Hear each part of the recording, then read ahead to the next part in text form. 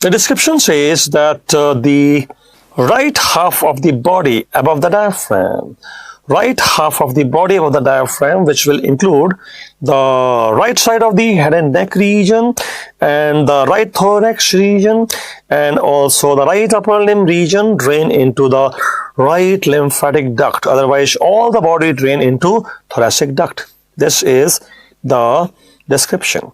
So you are telling that right half of the body above diaphragm, yes, which will include the right upper limb, right thorax and right head and neck region, yes, will drain to right lymphatic duct, yes. Otherwise, lower limb, pelvis, perineum, abdomen and the body, rest of the body above diaphragm all drain into thoracic duct. This is the description. Let us proceed further with that detail. As you're proceeding further with that detail, you will magnify this area and see. This is the right lymphatic duct, which is draining into the right venous angle, which is jugulo-subclavian venous angle. There is a right jugular trunk and there is a right subclavian trunk and there is a right bronchomedial sinus trunk. So right bronchomedial sinus trunk is from the thorax, right subclavian trunk is from the upper limb and right jugular trunk is from the head-neck region. So jugular trunk from head-neck region, yes, and subclavian from the upper limb, yes, and bronchomedial sinus from the thorax, yes. Three things. Draining into right lymphatic duct, which drain into the right venous angle, which is jugulo-subclavian venous angle. Otherwise, if you are talking about the left-sided, jugular trunk, or maybe it is the left-sided subclavian trunk, or maybe it is the left-sided bronchomedial sinus trunk, they will be draining into thoracic duct, and thoracic duct will be draining into the left venous angle, which is left jugulo-subclavian venous angle. So this is some information which we needed before we draw the diagram. So what is your diagram? My diagram is, first of all, I'll tell this is the head, this is the neck region, this is the trunk region, and this is the upper limb region, this is the lower limb region. And then I'll tell you that if it is body below the diaphragm, then all the lymphatic drainage come into cisterna chyli, which is in the abdomen region. Like what will drain into cisterna chyli? It could be lower limb, or it could be the pelvis and perineum, or it could be the abdomen region. They all drain into cisterna chyli in the abdomen region. So telling that body below the diaphragm drain into cisterna chyli in the abdomen, yes.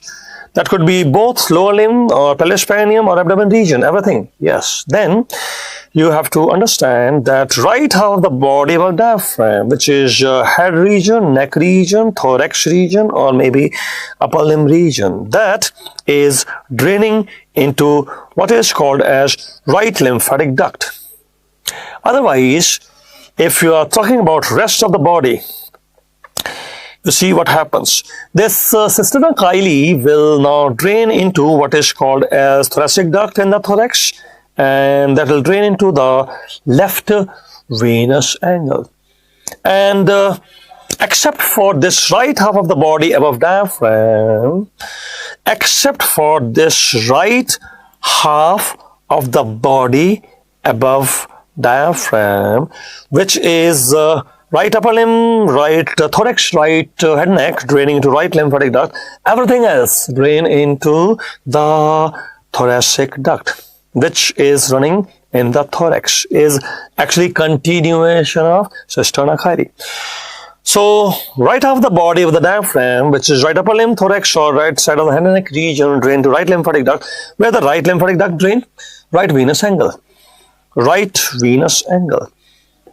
And what about the body below diaphragm? That drain into cisterna chyli, which drain into thoracic duct, which drain into the left venous angle. And what is left venous angle? See, venous angle may be right or left. It is called as jugulo-subclavian venous angle. Jugulo-subclavian venous angle. It is the junction of the two veins, jugular and subclavian veins. The course of the thoracic duct. In fact, you have to understand that this is lumbar vertebra 1, 2, 3, and in front of lumbar vertebra 1, 2, 3 you will have the cisterna chyli L1, 2. So in front of L1-2, we have cisterna chyli in the abdomen. Yes, cisterna chyli is in the abdomen in front of lumbar vertebra 1-2. And what is it doing? Now you will have the T12 vertebra. Yes. And at the lower part of T12 vertebra, yes, it will continue as the cisterna chyli, passing the aortic hiatus.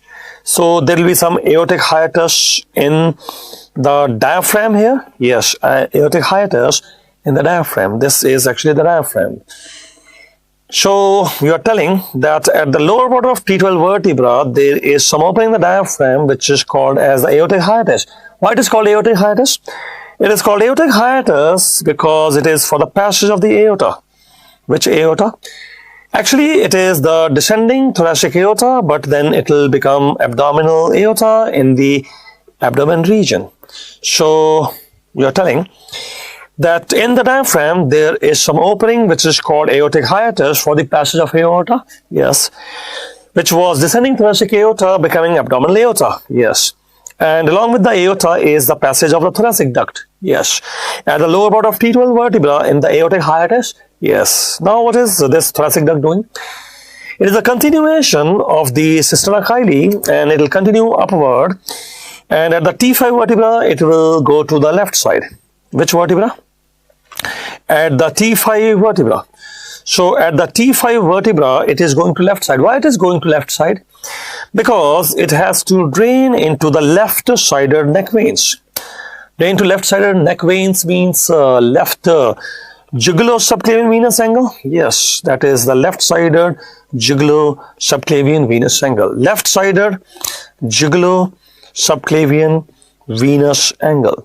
That is where it has to drain. When it is coming to the neck region and draining to neck veins, it was at the level of C7 vertebra in the neck region. So you mean to say thoracic duct begins at the lower border of the T12 vertebra, passes the aortic hiatus on the right side of the aorta and continue till the T5, and the T5 will take a turn towards the left side and reach the C7 vertebra in the neck region and then drain to neck veins. Yes, the left venous angle. What else was draining into the thoracic duct? In there, you have learnt there were three things. Actually, it was the left jugular trunk which is draining the head neck region, and it was the left subclavian trunk which was draining the left upper limb, and it was the left bronchomediastinal trunk which was draining the left thorax. So these three things drain the thoracic duct. What about the right lymphatic duct? Right lymphatic duct also, it is drained by, it is receiving the three things which are the right jugular trunk from the head neck region, and right bronchomediastinal trunk from the thorax region, and right subclavian trunk which is from the upper limb region, and then drain into the same way we have told right venous angle. That will be right venous angle. So these are some questions which the examiner is asking, and you should be ready with the answers.